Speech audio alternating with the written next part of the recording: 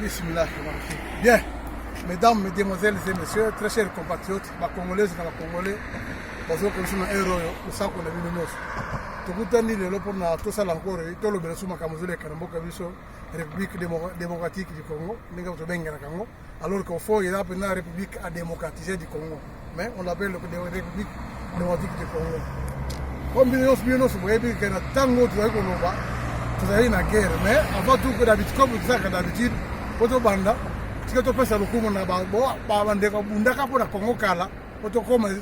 indépendance, na on se va couper na temps indépendance après indépendance, na batu okufa mikolo yo mingi na ese kuna bana mabikolo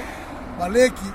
ba mama ba papa ba donnoso otoka za milimo na wango tika to observer une minute de silence s'il vous plaît. Merci.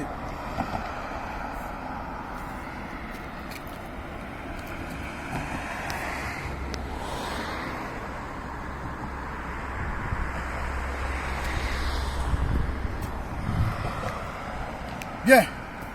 après une minute de silence sur le tir, tout le monde est sur la biseau. Le solo est le président Combo Pax Congolia.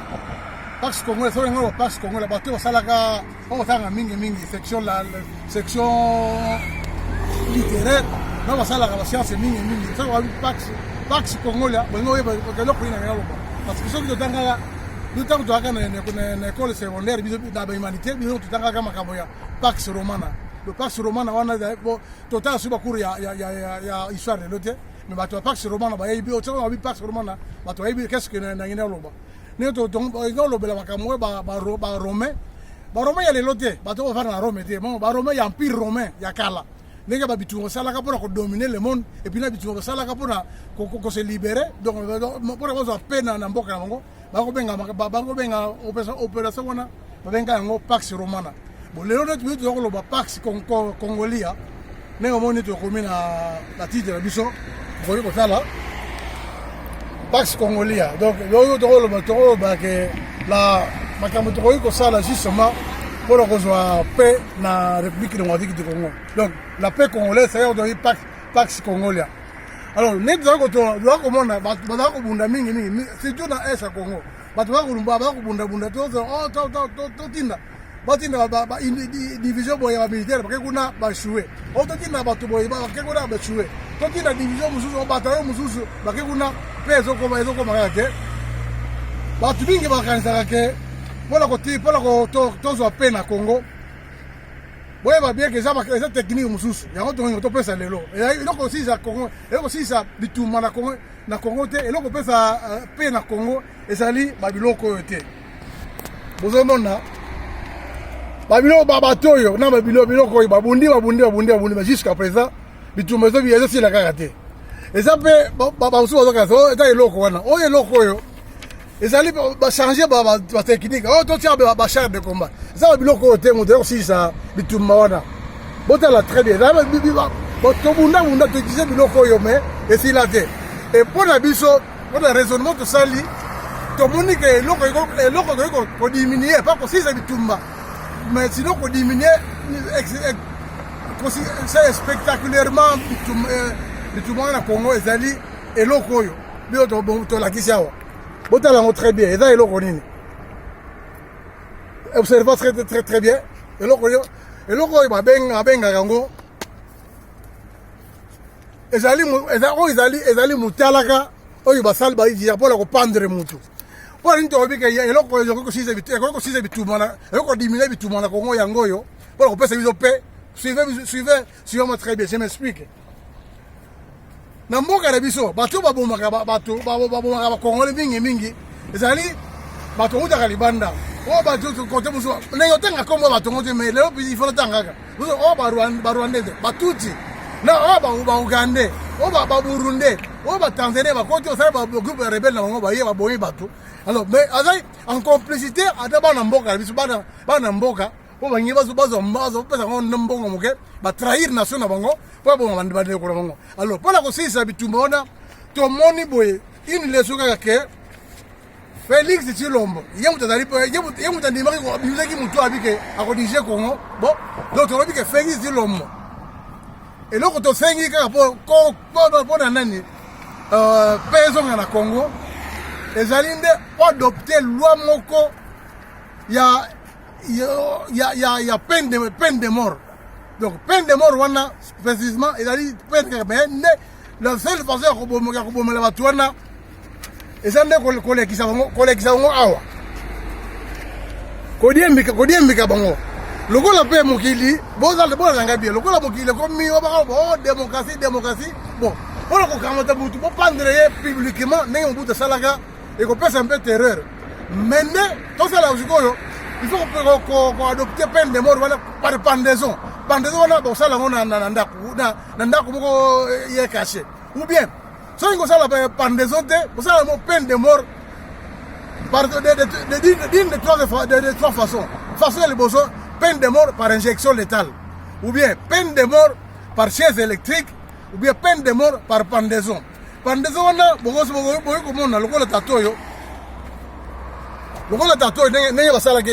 basalaki bozomona il a été pendu mais publiquement te pendaki na ndako moko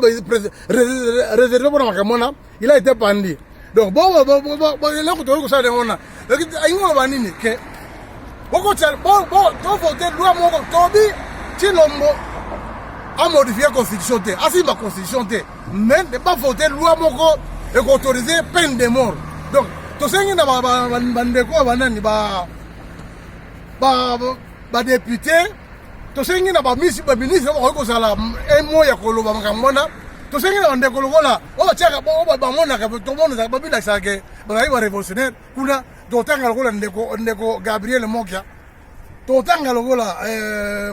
président Fayulu nandeko na ye nani Adolphe Muzitu na bato tout balingi baza kolite mpona mpe ya Congo. Donc bozala tout boappuye tobosali te neti Daniel Safu ndeko biso mosusu nani comment il s'appelle encore l'ancien député provincial comment il s'appelle encore monabosali comme c'est quoi ya Muyindo Zangi bato bosangisa bokamata bino mpona bokende yango na parlement bafote loi moko ya peine de mort. Donc peine de mort wana ekose déroule comment ke bakangi yo mutu obomi mutu donc nakati ya Congo bakangi yo mutu ozala étranger te bakangi yo obomi mutu bamemo na bajuge bavrai juge oyo baza corrompu te basambisi yo culpabilité na emonani ale directement peine de mort ou bien na pendaison ou bien injection létale ou bien na chaise électrique koloba te lokola ye nzoto ne elemba akolobaka ye no wana toza démocratie makambo ya peine de mort wana eza te soki toye bakondane ngai bandeko jusqu'à lelo tokotanga ya beaucoup de pays oyo basalaka nano bapesaka peine de mort wana nakotangela bino lokola banani oyo je sais pas papier yango soki nauti kobwaka yango kote nini tokamazaka bamboka lokola Arabie Saoudite peine de mort ezali na Corée du Nord peine de mort ezali na ndeko na bato oyo balobakaki biso baza bambetre ya loi ya mokili oyo les États-Unis kuna peine de mort ezali soki lelo jusqu'à aujourd'hui toza na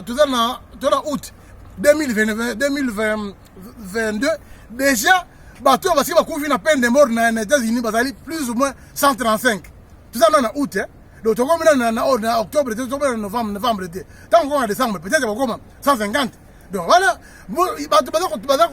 koteya démocratie dans le monde bango baza la peine de mort. Pourquoi pas tout ça là parce que biso na constitution na loi na biso théoriquement loi on ezalaka mais bappliquer kango te. Donc théoriquement c'est Félix Tshilombo na bato baza permettre à Félix Tshilombo bon pressionner ba voter loi moko ya peine de mort parce que vous savez mamboy Rwandais auti na Rwanda kuna koti na Congo aya boye mutu bakangi ye makambo te ke oto bati na Rwanda bakeno sambisa ye bon non asali crime na Congo ba juger na Congo peine de mort na Congo akufika kawana soka bemene usoka na mboka bongo bosoka na mboka pourquoi bono minonga parce que nous vivons kango biso ba Congolais toza à l'étranger toza na Afrique du Sud toza na Gabon toza na Espagne toza na Italie toza na France toza na Grande-Bretagne toza na États-Unis toza na Canada toza na Chine soki lelo osali crime osali infraction bakopinir yo kaka na mboka wana ndekelo loi ya mboka wana soki osali crime bakabakoteka batinde na kisa za kuna po bakeno samisa non bakosamisa sur place na mboka yo osali loi osali mbeba na yo